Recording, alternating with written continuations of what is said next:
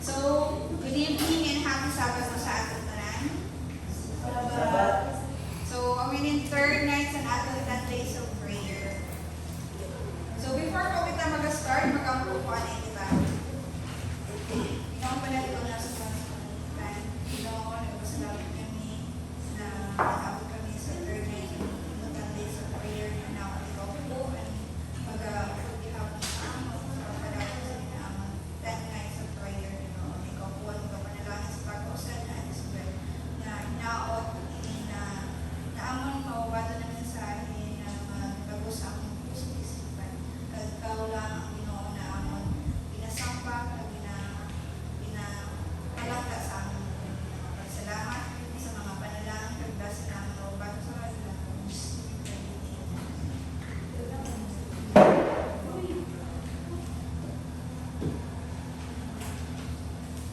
So, day 3 na sa atin 10 days of prayer. So, ang title sa namang topic is Meet Jesus when He surprises us. Okay? So, meet Jesus when He surprises us. So, kung i-translate natin sa Tagalog, kilalanin natin si Jesus kapag ginulat niya tayo. Di ba?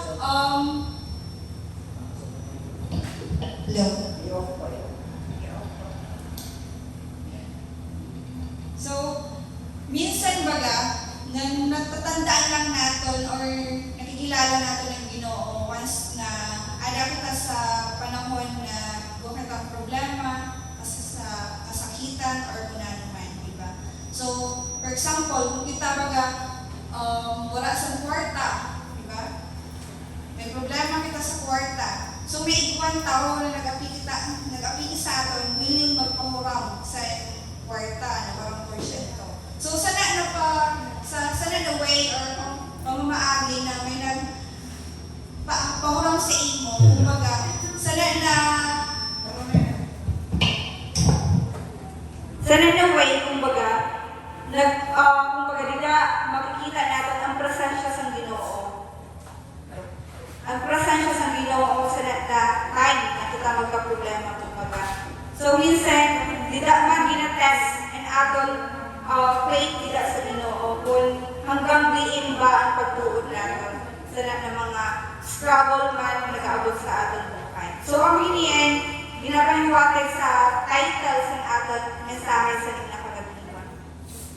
So, ang ating memory verse, makikita sa Acts 1 verse 9 to 11. After he said this, he was taken up before their very eyes, and a cloud hid him from their sight. They were looking intently up into the sky as he was going, when suddenly 2 men dressed in white stood beside them. So, kumbaga, amo na ini ang time na kumbaga magabalik na sa Jesucristo dito sa iya amahan dito sa langit.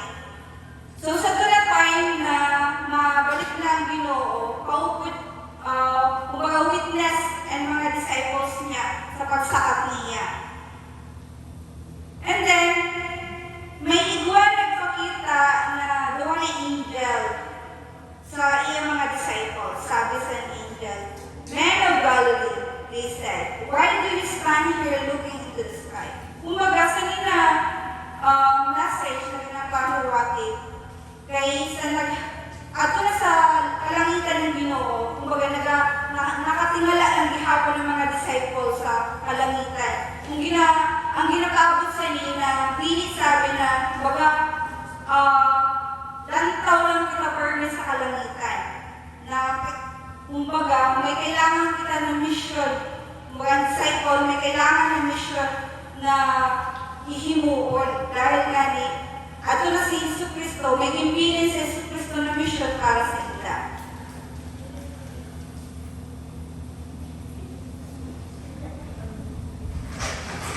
This same Jesus who has been taken from you into heaven will come back in the same way you have seen Him go into the heaven. So, ginapagod sini ang ikaduhan na pagbalik sa Ginoo, kumbaga, ang pagbalik sa Ginoo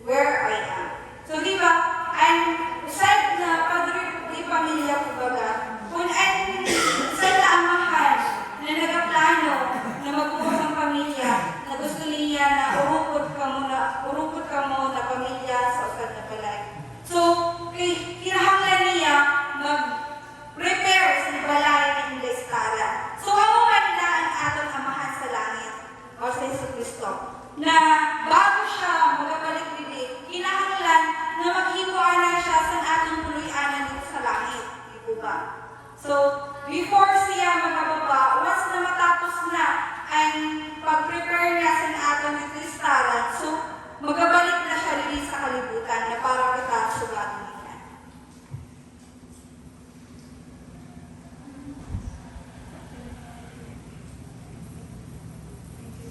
Then may question nila, how will Jesus return? So paano daw magabalik, sa paano na paraan magabalik ang Ginoo? So di ba sabi na sa Acts 1 verse 9 to 11 na kung paano siya magabalik, magabalik dito sa iya amahan, ang man ang pagbalik niya dito sa kalibutan na kita sa sukaton, na magasakay siya sa cloud na magasugat sa aton. So, kumbaga, ini na pagbalik sa Ginoo na tanan maka-witness. Diba ba? Tanan kita maka-witness, unbeliever ka man, believer, mayaman, pobre man kita, ini na pagbalik sa Ginoo, is tanan maka-witness sa pagbalik niya dito sa kalibutan.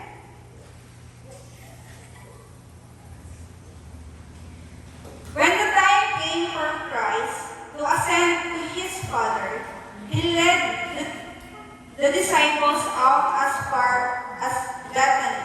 Here he paused, and they gathered about him, with hands outreached in blessing, as if in assurance of his protecting care, he slowly ascended from among them. So, kay kinahanglan na magbalik ni Jesucristo sa iyang amahan.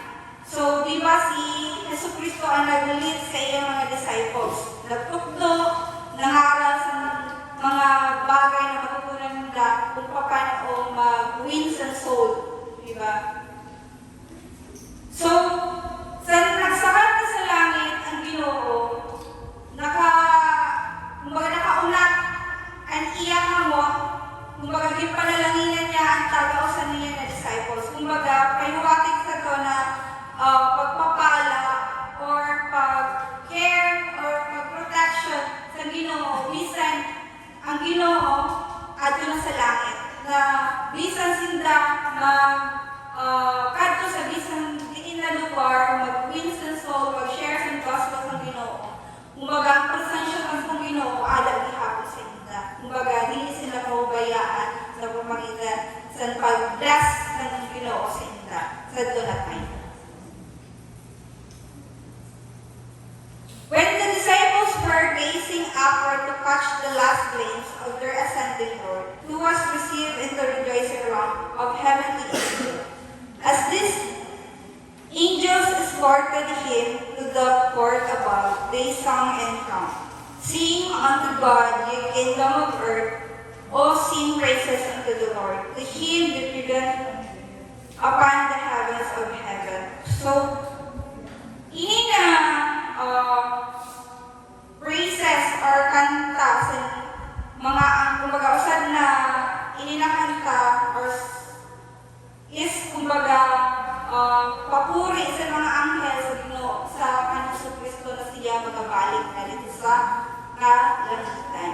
And then ascribe his strength unto God, he excellency over Israel, and his strength is in the heaven. So kumbaga ang kabanalan or kaluwalhatian daw din sa Ginoo, kumbaga gipahayag niya sa Israelite, diba? Nagpakita siya dito sa mga milagro, naghatag siya sa rule, promises sa iya bayan. So ini siya, kumbaga, hindi lang sabi na sa Israel lang siya, kumbaga sanay na lugar, nasyon dito sa mundo is kumbaga ada ang kaluwalhatian or kabanalan sa Ginoo. So, kung sa preparation natin nila sa pagbalik sa Ginoo, ano ba ang kinahanglan natin? So, ano ba ang kinahanglan natin sa pag-abot sa Ginoo? Or para dili kita mahandal or mahadlok sa pagbalik sa Ginoo dili sa kalibutan.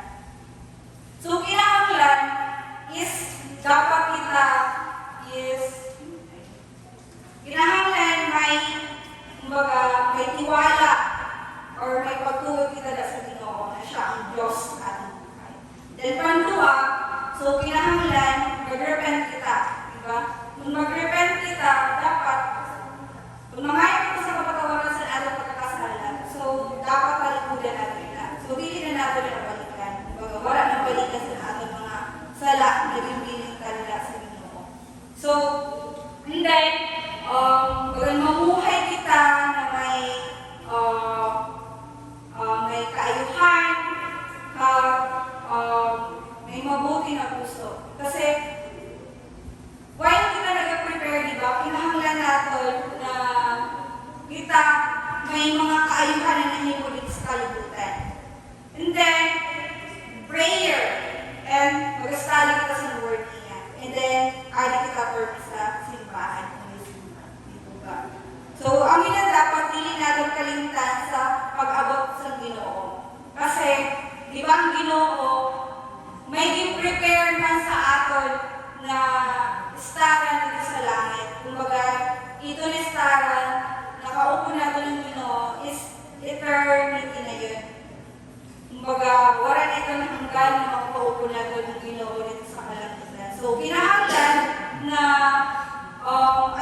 ang aton buhay is nakaprepare na dila sa Ginoo. Kasi sabi baga na ang pag-abot daw po sa Ginoo is baga daw po inasan, baga daw ng makawat na dili natin maaraman kung saan siya maabot o saan o siya na oras mapakita. So, kinahanglan na para dili kita na mahandal or mahanlok sa pag-abot ng Ginoo na nakaprepare kita. Diba? Kasi kung mag-abot ang Ginoo, pag dili kita nakaprepare, kaya puro na lang kita busy din sa mga bagay din sa mga butang. So, mas surprise na lang kita, mas shock na lang kita sa pag-abot niya. So, yan na ini na message, kumbaga, kailangan natin na makaprepare sa rin na panahon na malapit na talaga na ang Ginoo magabalik. So, lalo na